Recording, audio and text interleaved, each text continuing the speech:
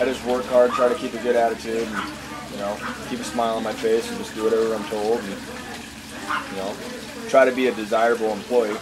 Because there's a lot of guys that aren't real desirable. You know, guys that don't really, they're lazy or whatever. They're just they're bad attitudes and stuff. So I don't want to be. You get that anywhere.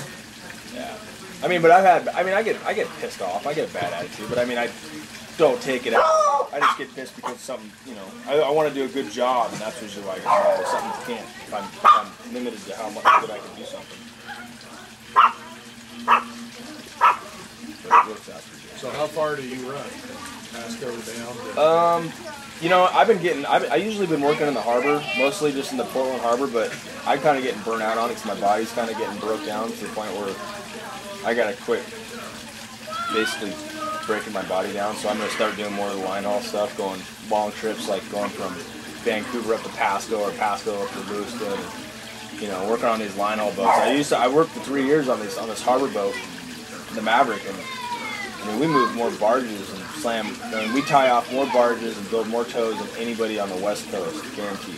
Wow. I mean, and we do it single-handed. We don't have any other guys helping us, so it's just like, here you go, Joe, 170-pound white boy, go out there and deadlift and pull around 150 pounds of wire, and it gets hard on your back and everything else. So it's like, I'm going to be crippled by the time I'm 50 if I stay at it, so I got to kind of figure out a different, slow down a little bit. If you get on the river, once you get hooked up, I would assume that it's kind of be a routine. You don't have to do it. And that's what hook up and unhook up. When do you work for one company? Well, you tie a lot of barges. Yeah, it's one company. But we tie. I mean, you get to where you have to tie stuff off. You have to rebuild tows. You're always gonna have to do deck work, but when it just becomes repetitive to the point where like you're doing it like, you know, you're moving like 8, 9 barges a watch, 12, you know, sometimes up to 15 barges a watch. I mean, and you're just lining them up, dragging boats, taking them somewhere else. Or you just you get off watch and you're just like, you know, you can feel your sciatic nerve, and you can like you're going. I mean, I haven't felt my sciatic nerve for like a year, but I remember when I was working so hard in the harbor that I was. How are you lining them up for other boats? Mm-hmm. Yeah, we're building their tows. So all the big boats, they come down with all the horsepower. They just come and hook up, hang all the ropes, you know, make it look pretty, and. Kind of like a train yard.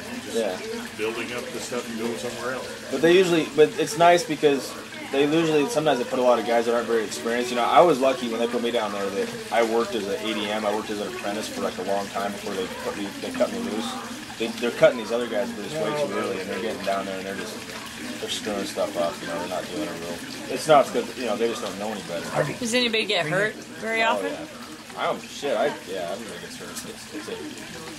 People get hurt. So it is sort of like stuff we see on TV.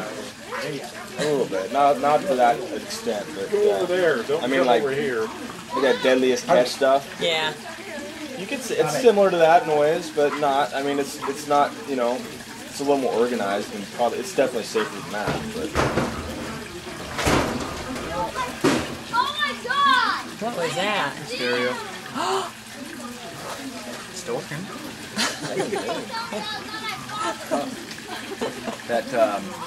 Yeah, the shelf it was on was bound to happen. I wish you could have gone and been to where you could go to hire on mechanic there.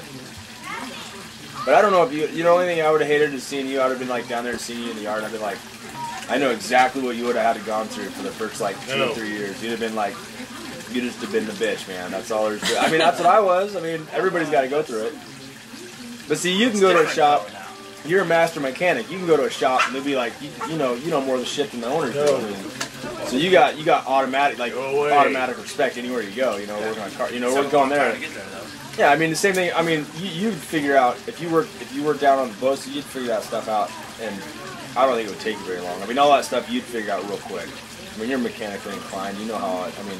There's really not much difference between a boat and a car. It just has mechanical parts and it moves, you know. I mean, there's not. It's changing how you look at it. I mean, it's funny because I remember these mechanics. They have these mechanics changing the shaft package on the boat, and the shafts. You know, like they have a shaft and they have a packing gland. And the guy that works with the boat, you know, he's a mechanic that works on Yeah, something. I've been doing it. Actually, We should get a puppy like this. Oh, yeah, right. That's not a puppy. That's a full-grown dog. Believe it or not. Tiny.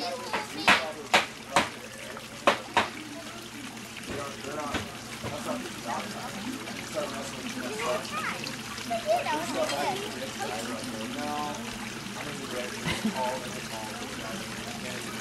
was